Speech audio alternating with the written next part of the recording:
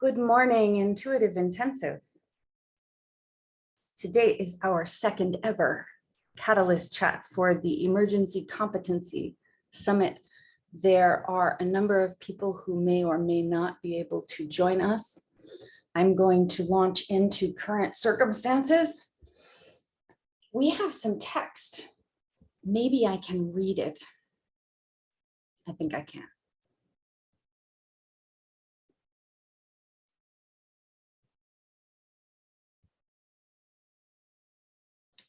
Intuitive Public Radio is organizing collaborators to subsidize direct health support for houseless veterans and survivors of sex trafficking in our network. Many are disabled or severely disabled. All are working hard amidst extremity to build safe, inclusive community resourcing accessible to everybody. Please donate what you can on this page. There's going to be a page, or reach out to max@intuitive.pub, which is my email address. t.me/Max Morris is my direct messages on Telegram Messenger, to share other kinds of resourcing with our initiative, anchoring joy and gladness, gratitude and blessings, Intuitive Invisibles. Restore healthy communities. Join us to organize direct health support for houseless, disabled, and severely disabled veterans and survivors of human trafficking. Here we have a link. I can paste this, I think.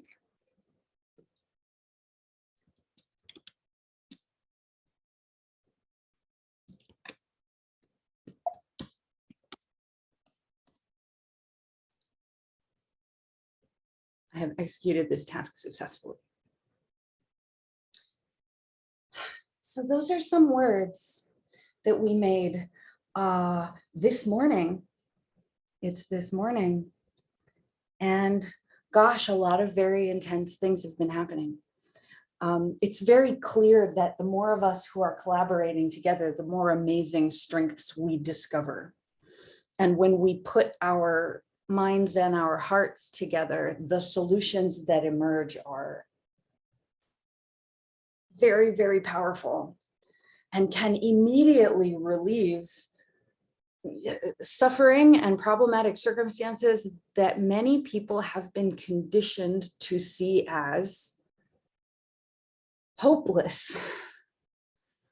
But we're not big fans of hopelessness.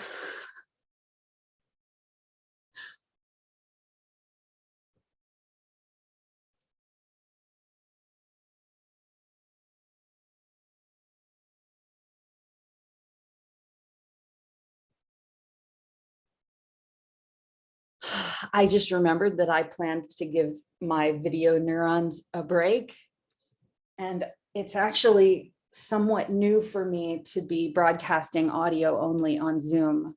It seems to require me to sit closer, which is interesting, maybe because I'm expecting people can't read my lips if I'm sitting further away. That seems silly.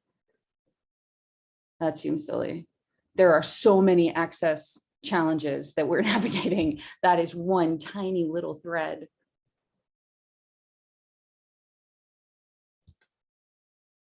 We are going to be having a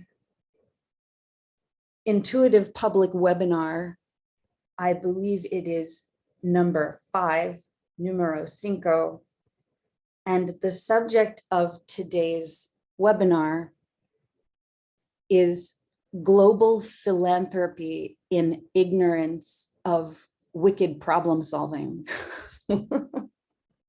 These are, I believe, the words of Brendan Heidenreich, or they may be adjusted. I think they were adjusted in conversation in some way. This being a topic that we can really focus on and dig deep into to help global philanthropy recognize the solutions in their immediate vicinities that serve the needs and, I mean, basic desires for survival that is shared by everybody. I see Brendan connecting.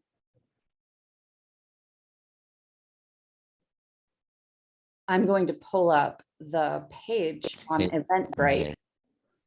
I can sort of hear you, Brendan, but not very well. Can you say something else? Yeah, hey, can you hear me? Perfect. Yes, loud and clear. Thank you.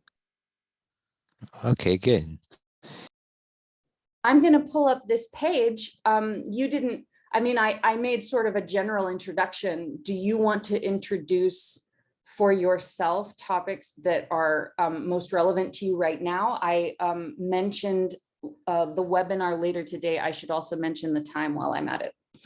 But I'm not pulling the page up as easily as I wanted. So I'm going to let you talk for a few minutes, and I'm going to go find these pages so I can bring them back and read the details accurately. Okay, sure. I'm thinking, sorry, I'm thinking about, like, I'm working on emails to address financial emergencies, and I keep running into this thing where there are life and death financial emergencies, and all kinds of people, unless they do feel and are capable in the moment of helping somehow, then they're not. And then they usually say some version of boundaries if there's like an extended conversation about it. Or it gets into this topic of triage and or blame shifting, or because it's like if people acknowledge, okay, there's like a real emergency, then it's like, whose fault is it? If no one can help and no one feels comfortable helping, or the total amount people are willing to help uh, is not enough, or does not seem to be enough going forward for a given situation, then people start interpreting and coming up with interpretations for what's going on. And I'm interested to unpack that. Yeah, it's very strange experience when we come into contact with these kinds of interactions where people that we reach out to for assistance, all different kinds of people in the network who have reached out to helping professionals and community leaders and other kinds of people for assistance. People that we reach out to feel really strong in certain specific areas. And they are generally very committed to caring for people in the ways that they know that they can. And then, Brendan, it's like you're describing a kind of precipice where someone feels very competent and confident in the help that they provide to others. But when it passes that threshold where it seems to be no one's job, people do not have a way of conceptualizing how to move beyond to think, okay, well, what do we do if this thing is causing terrible destruction in our communities and it happens to be no one's job? The levels of severity that we're talking about, the compounded intersections of invisible violence that our community members are experiencing every day. If that turns out to be no one's job, how do all of us come together as the greater community and say, well, we want our communities to be safe, and we want there to be a means for people who are in very extreme circumstances to have assistance and caring people around them, and a part in their community activities that is unique to them, where they can bring their strengths, and all of us can respect living beings and benefit from respectful interactions and exchanges of energy with living beings. We're trying really hard to describe more the world we want to be navigating, and how that emerges from the world we're navigating right now or have very recently been navigating. I don't know if I expanded that too much, but Brendan, if you could talk about where you're at on some of those directions. Yeah, for sure. I think part of it is many people do not even conceptualize that there's a collective or community-wide or multi-person problem around any of the several different interrelated issues, whether it's violence or financial emergencies or problematic healthcare situations or dangerous or like violent or inept or whatever, all these different types of basically you could say unjust or absurd or messed up or situations that where really something should be done, and they're not okay. And I think broadly among many people in the common culture in the United States and in the West and in much of the world now, there's certain patterns that come into play in these situations, and it's not recognized. The collective emergency that's at the intersections of these things is not recognized, except somewhat like among like disability justice and different groups of people do recognize that there's a collective emergency at these intersections. But many people, especially especially people with resources and access and so on to more things and audience and so on, do not recognize a collective emergency of the sort like with the climate change movement. So can we, oh, I want to let you finish before I jump in. Yeah. Yeah, go ahead. It's just, I mean, I use the climate change movement as an example of where people avoided really talking about the climate situation as an emergency that is a threat to humanity Mhm. in a near-term sense until not that many years ago. And then Margaret Solomon wrote this paper, and it's like now some people are, there's a movement of people who are like, yeah, there's a climate emergency and we don't need to just panic, we can do things. And that has not happened with these people helping issues in the same way. So, It's oh, go yeah. ahead. Yeah, I'm sorry. I just want to say many people do recognize and are working on like one or two issue components of the collective emergency, like the opioid crisis, the pain medication restriction crisis, the suicide, high rates of suicide.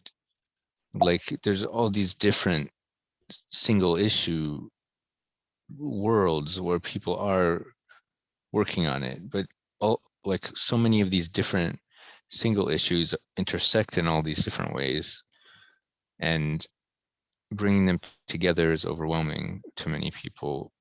So yeah, I mean that's that kind of wraps up what I was saying. So I wonder if you could bridge between this that you're describing now and, well, I mean, basically, do you want to say something about the Margaret Klein Solomon article, because it's so good, it's so impactful, and it's such an important frame in terms of positive action taking in the scariest of circumstances. But if we could bridge that to global philanthropy in ignorance of wicked problem solving, like if we can talk about those two things in the same space, I'd be very interested in how that unpacks. Yeah, that makes a lot of sense. So basically we're doing with intuitive is we're looking at the intersection of a bunch of problems that even by themselves are considered wicked problems at a societal level, and looking at them intersectionally, both as large issues and in the lives of individual people who experience them intersectionally in different combinations. Like if someone's getting terrible help while also being hurt and in stressed relationships with people who care, and in getting hurt by other people intentionally, and failed by professionals who are doing their very best to help people. There's a bunch of systemic wicked problems that are involved in that, and it's one person with a basket of their own wicked problems. And there's a lot to be learned looking at the space between those things, like what's going on. Like often people identify policy. More people are recognizing that professional education has gaps, and that's a big thing I'm raising personally as a problem and opportunity. And then also the way the roles are defined in society, modern society, is very fragmented. Like trauma therapist, doctor, organization that might help find housing, security. There's really nowhere to turn if you don't have help. Police won't provide 24/7 security, etc. It's just like once you're hurt or dead, you could file a report basically, and maybe the person who did it, if they could, like the only outcome really is that they would end up getting punished by the criminal justice system after a bunch of mutually traumatic experiences. And See a lot of this in a lot of places happening in a lot of different ways. It's very, you're describing an intersection that connects to lots of problems. So like when we verbalize it like this, that's really powerful, because we start to have opportunities to really do something about it, but not only in one kind of situation, in all of these different situations. yeah, exactly. And we could step through a bunch of those. To answer your question, basically, organizations and professions are not, broadly speaking, competent to address these issues. They're not trained to do so. They're not paid to do so. Even people who are intentionally trying to work somewhat on or around these things, it's like there's a whole world of problems that blocks effective actual help at the point of people needing help, or at the point of service delivery, or clinical encounters or professional encounters when those happen.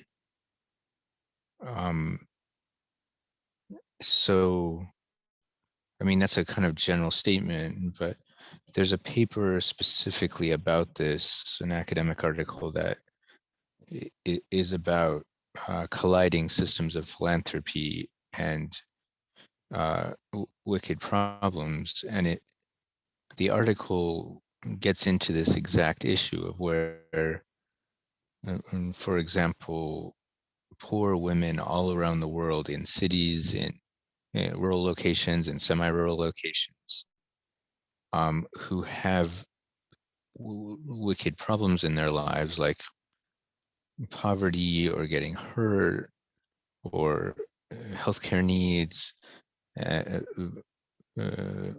especially when it adds up across all these different topics, are just not getting the help they need.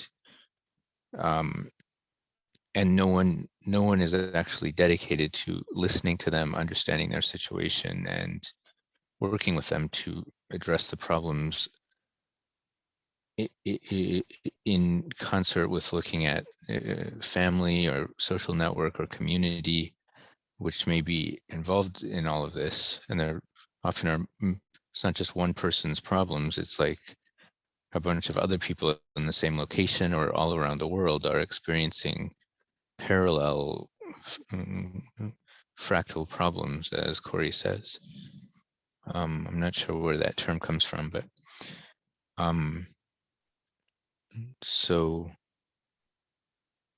I want to unpack this paper because it has so much in it, and it links an example scenario of one person, a woman named Lamisi living in Ghana, with these like an analysis of the problem of dozens and hundreds of organizations locally and globally that are supposed to be working on the issues she's dealing with, but in practice. Can you say the name of the paper? Yeah. It sounds like The that's exact, something that we're going to want to unpack later. Was that your plan? yeah, In the exactly. webinar later. Yeah. I'd like to share specific text links and stuff from that with materials that we're sharing about webinar 5 so that people can see part of what we're moving through. That's great. Yeah, I hadn't, I have it. that part hadn't connected in my brain, and I'm really looking forward to that.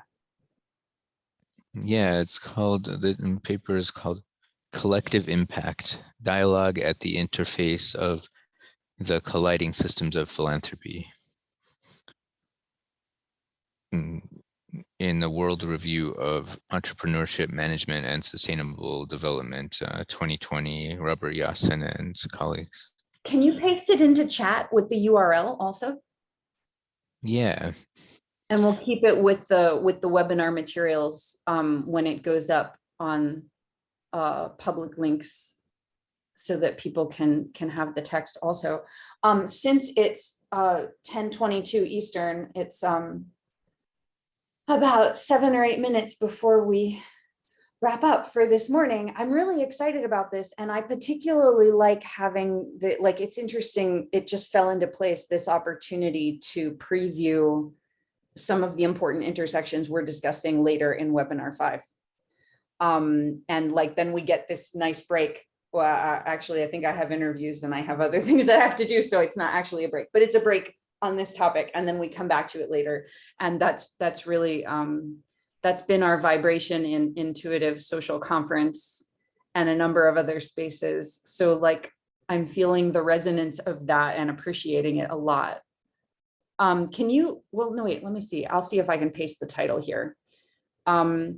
What kind of approach are you thinking about for webinar 5? Do you want to say anything about how you want to move through those topics? We'll have 90 minutes, but we should stop a couple of times in case people have questions.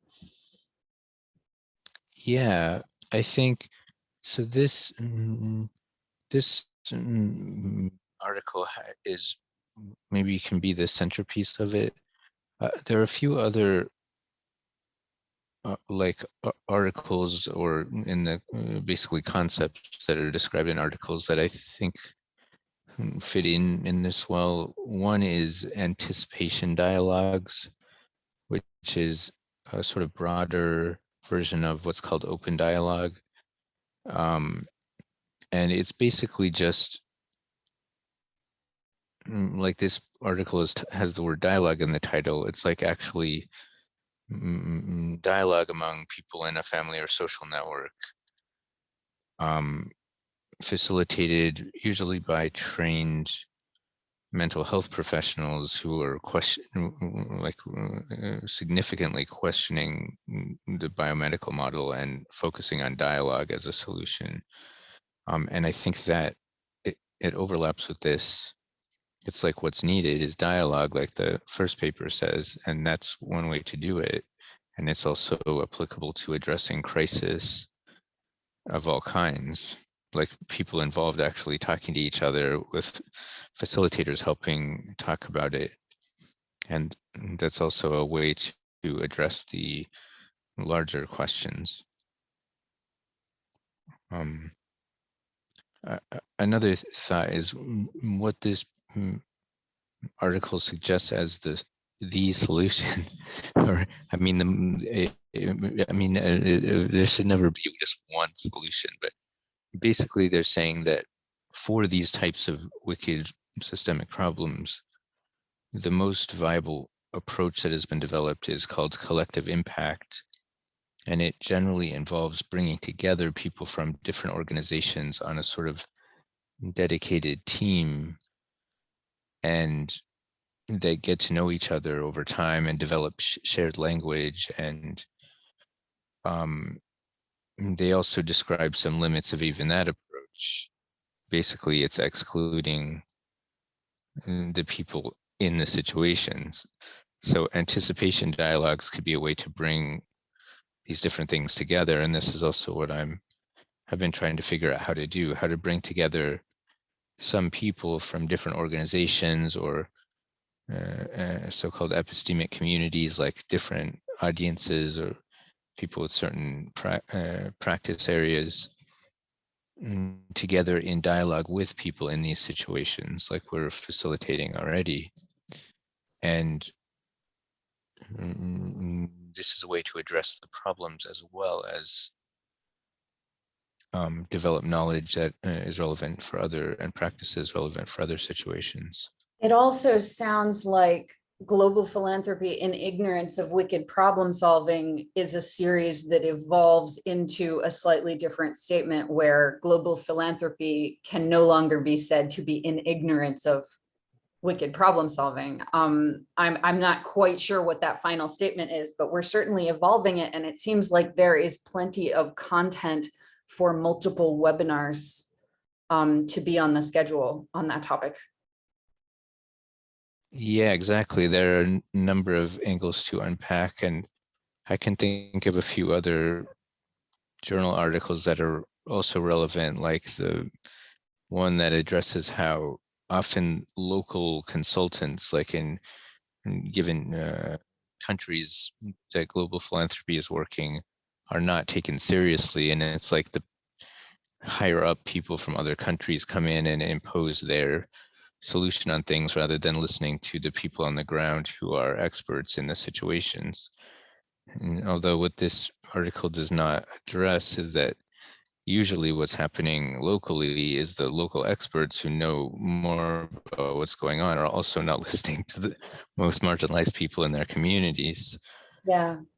And I think that's like those words there are particularly important because they have really broad reach across so many different situations, where if we're saying words like that over and over again, and we're centering that conversation as much as we can, all of us everywhere exposed to the conversation have these emerging opportunities to just discover solutions that we had no idea could be there if we center that situation and resolving it. And I want to take the last couple of minutes and invite people to Telegram Messenger, because if they find this video somewhere else, I want them to know where we're at. T.me/intuitive intensive is the group of channels that we are broadcasting to on this particular subject. We have a Catalyst chat scheduled every morning at 10 a.m. Eastern, which is 9 a.m. Central, all the way through December, every single morning, because it's literally the most important thing to be on all of our schedules, to make sure that we start our day each day with these considerations and how we are choosing to collaborate effectively with one another. There is a public chat attached to the main Intuitive Intensive channel, and everyone's invited. We put links there periodically. If you need to find it, or if you have another kind of question, whatever you need, reach out to me, t.me/Max Morris. Brendan, do you want to say your Telegram address so that people can reach out to you directly? Do you remember it? Because I do. Yes, it's at Brendan XC. T.me/Brendan XC. And I want to also highlight another URL, intuitive.community/support, has growing numbers of options for how people can support our initiatives, whether or not you're able to join us directly. Eventbrite, We have more and more and more listings of events that people can register for, and there's always a $0 ticket option. And you can pay what you prefer for something, or you can pay what is for webinars, it's usually a $25 ticket price. And for these Catalyst chats each morning, this half hour that we're doing each morning, we put $15 on it, but you can basically choose whatever you want. And we do ask that if you can direct your donations or ticket prices to PayPal, that gives us most immediate access to dollars. Did I say that today's webinar is at 2 p.m. Eastern, which is 1 p.m. Central? And I didn't read this stuff, but we talked a lot about it. So I'm not going to worry too much about that. We will talk more about tame problems and wicked problems and new beautiful solutions for global philanthropy today at 2 p.m. Eastern in webinar number 5. And I just talked through an extra minute than I intended. See you all on Telegram momentarily, and thanks for tuning in. Yeah, thank you.